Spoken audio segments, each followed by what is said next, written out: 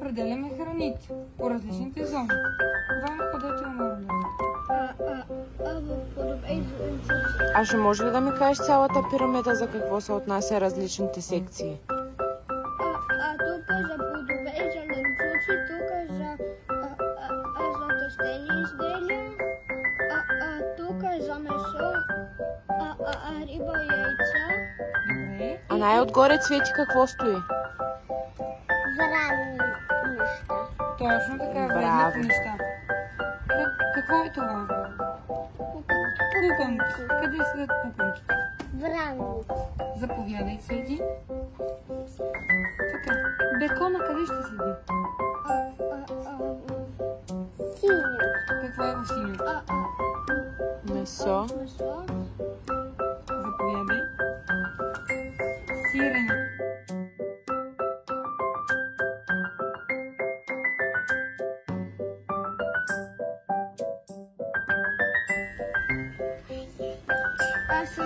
Събрахме плодовете и зеленчуците, малките градинари и сега отивам да ги продавам на пазара. Добре.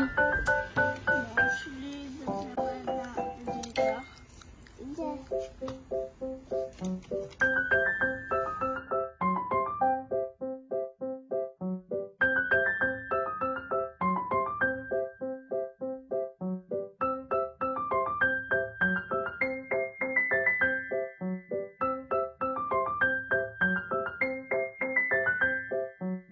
Днес ще правим здравословни сандвичи. Имаме краставици, домашни хляб, салат, лютеница и масло. Но преди да започнем, имаме две важни неща. Първо, приемате с инструменти, като ножичката и лъжичката. Работим внимателно и старателно, без да бързаме. Второ нещо, най-важното нещо, хигиена. Трябва да всички да се измием ръцете, да се като нашите продукти са измити, веднага да започваме работа. Всеки един да вземе по едно ножче. Всеки да вземе по едно ножче. Иван ми каза, почваме да режем.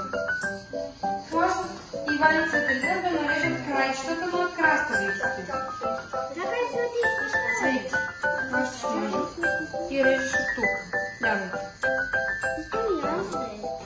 Изчакай ми това. Вие сте на следващата краставица с телко. Хубаво, Цвети. Айде сега се поместете. Не. Айде стелка ми. Не, после доматито. Хайде, стелка. Браво, стелка. Айде, Николай. Хващаш краставицата с едната ръка. По-напред ножчето. Браво. И режеш. Ето. Браво. Готов си. След като сме готови с рязането на краищата, започваме да режем краставиците. Ще ги режем на колелца. Цвети, можеш...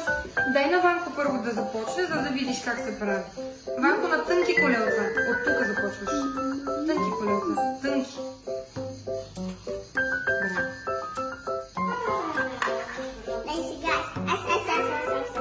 Така. Айде, Цвети, пробвай сега ти. По-малко. Така. Натисни надолу, Цвети. Когато рязахме краставиците, сега идваме да нарежем и домата. Първо го режете през средата. След като го разрежете, ще изрежем тази част. И започваме да режем доматата равно. Давай да започне Ванко. С него ти ще махнеш към мръсното, Цвети ти ще ги нарежеш после на полумесец с Николай. На малки?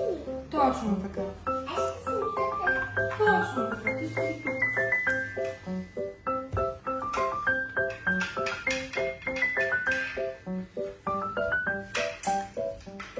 Браво, Стелко.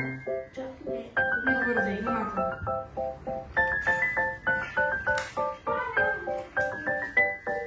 Ники. Вземи си ножички. Сега лапа ми. Браво.